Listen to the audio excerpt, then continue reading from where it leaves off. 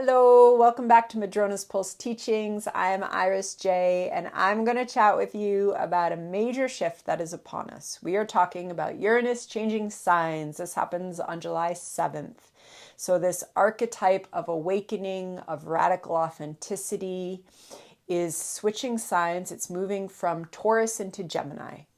This is a major shift. It is a shift from yin earth into yang air. It is a shift we're going to feel. It is a shift that has a lot of layers to it, and it has to do both with that archetypal resonance of Uranus and what it does in our mind body individually and collectively as it switches signs, and what themes are going to be opening up with it moving into Gemini. And also there's a secondary story just as big as that main shift, which is that especially as we move through the next few months, Uranus moving into Gemini opens up a cosmic conversation between the outer planets in a very big way. It is a conversation that we are moving with for years, and we are beginning it. And this is a conversation between these archetypal energies that really speaks of massive paradigm change. And massive paradigm change is messy. So let's talk about this a little bit. So firstly, Uranus is one of our outer planets. It has an orbit of about 84 years, meaning that it spends about 7 years in each sign. So Uranus moved into Taurus in May of 2018. And now, July 7th, it's moving into Gemini. So you could think back to that kind of May of 2018, see what themes might have been coming up then, what emerged then, how did things begin to shift. Some of those themes could very well be coming up now as it is changing signs again. That said, they're most likely going to be weaving themselves into whole new embodiments, especially since Taurus is the sign of embodiment, and part of Uranus moving through Taurus has been to awaken us to more authentic embodiments within ourselves, and then how those ripple out into our collectives. And now it's moving into Gemini.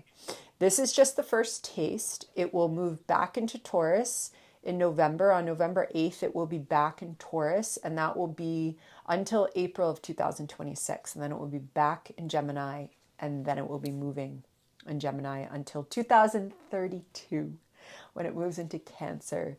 And it feels very weird to be saying the 30s as I am talking about it on the horizon, but this is where we are.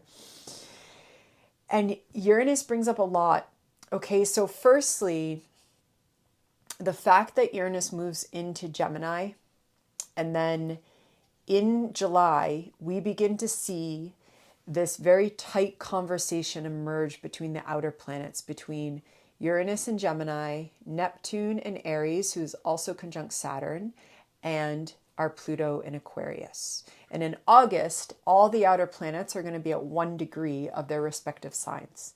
So there is a massive paradigm shift that is emerging. That means things are breaking down. That means new opportunities, literally new realities, new ways of being human and being organized in society, and what that means and what that feels like and what our purpose is and why we're even here are coming into consciousness, are coming into awareness. And this very much is a new reality. Okay? And the outer planets are all working with that. Uranus is going to be part of that tight conversation until around January, and then it's going to back off, and then it's going to come back later in 2026 and into 2027. Okay, so we are journeying with a lot. And let's focus a little bit here on Uranus moving into Gemini, some themes that are going to be coming up, some ways that we want to be mindful. Mindful is a very, very, very important word with this Uranus transit. It is part of Gemini and it is part of Uranus. So right away, I'm going to get the nervous system message out of the way, especially as this is switching. So especially as we enter July, as we come into this transit, as we move through that second week of July, You really want to pay attention to how your nervous system is speaking to you. Does it need to slow down?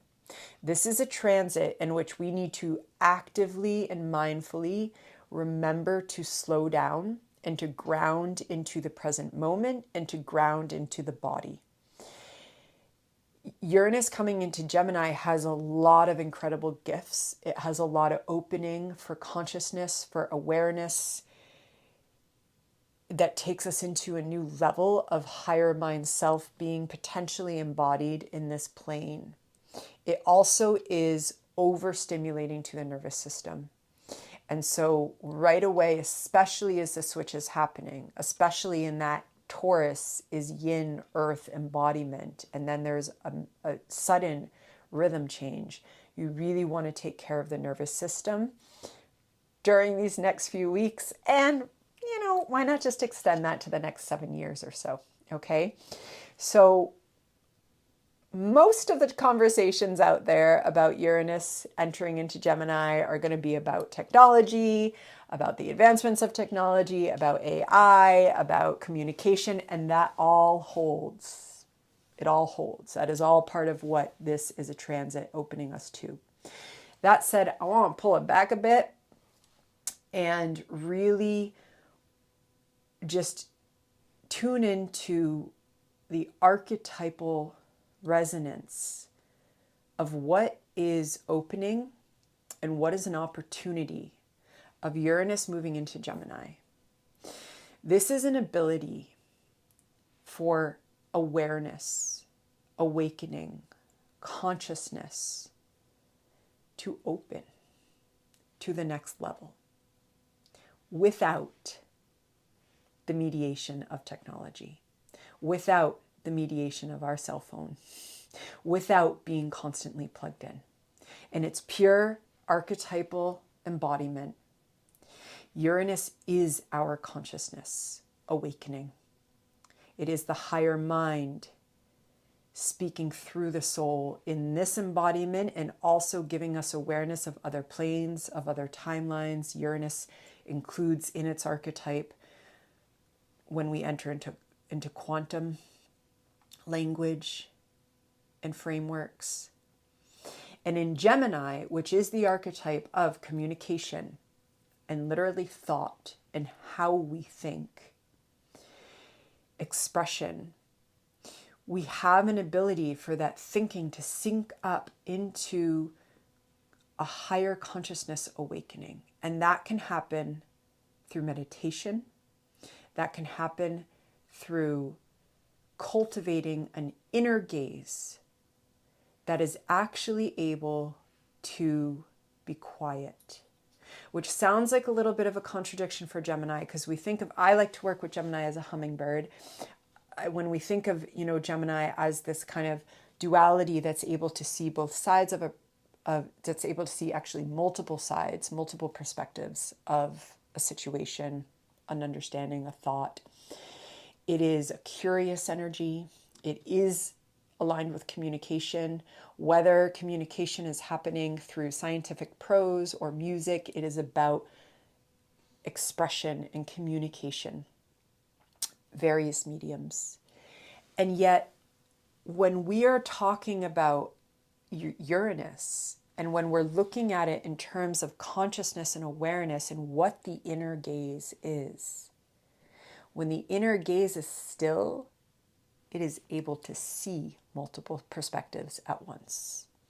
And so there is an incredible awakening of consciousness that this transit gives us 7 years to work with. Now, there are also other layers to it. Of course, astrology is so many layers upon layers upon layers. And some of those layers are things like technology. We are in what in media studies we call a media revolution. Hey, this is one school of thought in media studies as an academic discipline, which I am also a professor of for folks who are newer to my channel, if you didn't know that. And we look at how there's been throughout human history, a lot of times in Western media history, focusing on the cycles in the West, which always actually involve integration of East and West in the spread of technologies and information. And how there's different revolutions when new technologies emerge at different stages throughout human history, and how those new technologies are woven through with massive shifts of culture. Okay. And so we've been, and what we've seen really since the emergence of the printing press is a speeding up of these media revolutions, right? The shift from orality to writing was thousands of years. Even as manuscript culture came about, we had thousands of years, and there was this, we think of literacy as either you can read or you can't. That was not the meaning of literacy in the 1200s. That, if I went to a church and the priest could read and he read the Bible to me, I was part of a literate culture. Literacy meant something different, as it means something different now when we talk about media literacy, which is actually very, very complicated and has a lot of layers to it. Okay, and so we are in, and it's not just being able to tell if something is fake news or not. There's a lot of layers to media literacy that are complicated for all of us. And it's an ongoing learning because we're in a media revolution right now. And of course, we are in this shift with AI, and this is emerging as both Pluto is in Aquarius, as Neptune in Aries, and Saturn are in Aries, and now Uranus is moving into Gemini. So we will see. I don't totally just want to use the word advancements, right? Because again, part of the study of media revolutions is to look at how human history shifted and changed, and to try and do things better. For folks that have heard of Marshall McLuhan, he studied previous media revolutions so that he could understand what was happening when he was writing and focusing on the electric media revolution.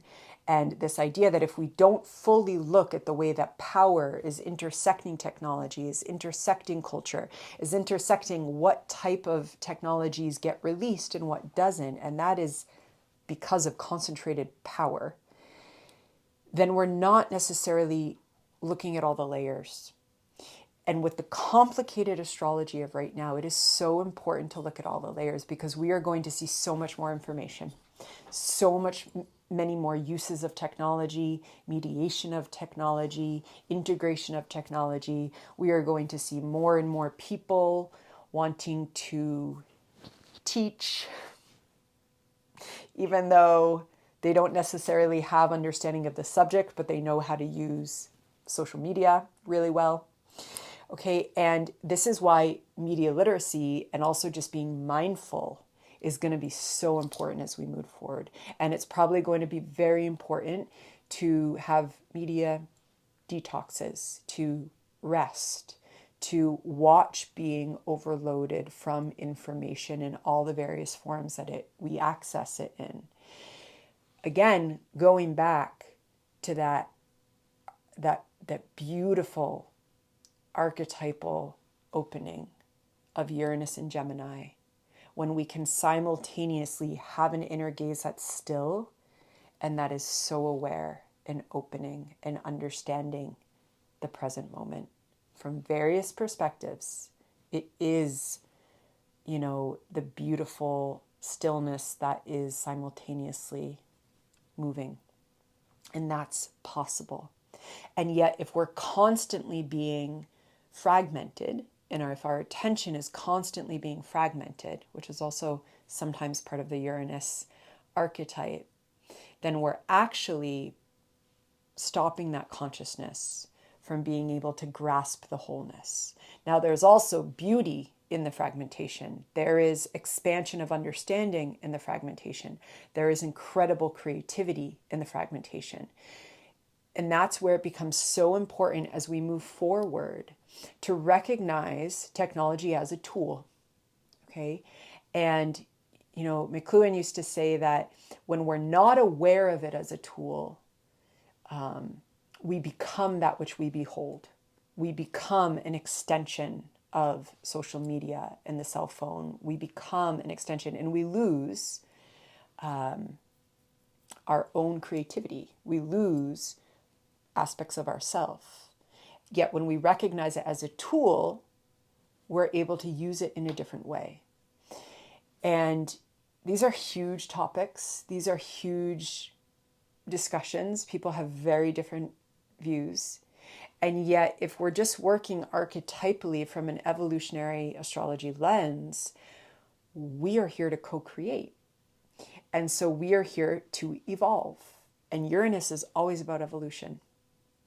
And it's also bringing this evolutionary impulse into the here and now, because Gemini is in the here and now. And so this is also a time for justice making to come into the here and now. Actual evolutionary justice making to come into the here and now. Now, we have got major paradigm shifting. And when there is major paradigm shifting, usually the status quo powers that be, addiction to power over, resist with claws dug in. And that's where things get very messy. And we are certainly witnessing that. And yet, as a practice for self-inquiry, what are you opening your awareness and consciousness to? How are you potentially going to use technology to support your expression, communication, your learning? How are you going to meet your higher self and communicate and commune with your higher self in new ways? How is that higher self going to come into our expression through an inner gaze that also gets expressed outwards? And it's incredible what can emerge. It's incredible what type of consciousness can open. And yet remembering that this is not just Uranus moving into Gemini. This is Uranus moving into Gemini, who is going to be in a sextile to Neptune and Saturn, and a trine to Pluto. And let's not forget sweet Sedna, who's in Gemini. And they will, so Sedna is so far away that it's when she's in like a 1 degree orb conjunction that it's strongest. That said, she's about 1.5 degrees from when Uranus comes in. Now, what's interesting is that Uranus is going to come in and move closer and closer to Sedna, but they're not actually going to have their exact conjunction until 2026, until Uranus has come back into Gemini, and then they are conjunct, right? But Sedna's here.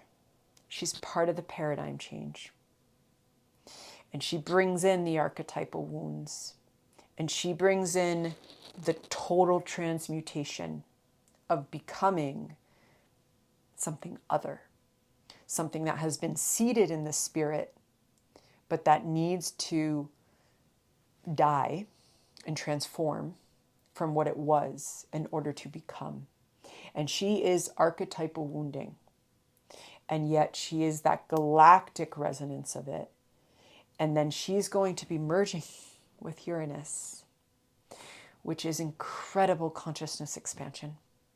It is also possibly coming in to new understandings of healing with trauma and not getting stuck in old paradigms of trauma work, which without question dominate trauma theory and Western psychology and come directly from patriarchal lineages of meaning making, not to mention white, heteronormative, ableist understandings of the normal identity that us survivors are supposed to be. I'm going to stop. The fiery feminist trauma theorist will come out if I keep going there. But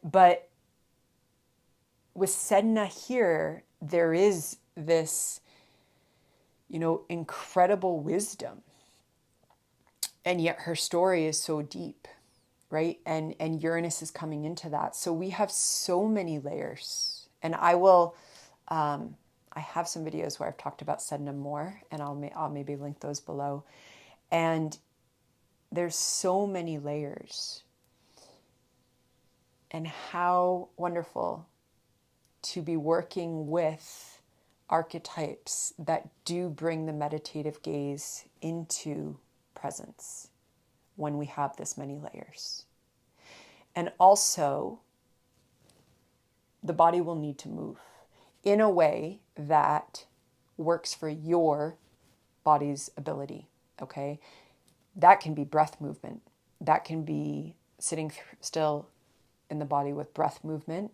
That can be faster physical activity. That can be a yin yoga practice or meditative movement practice.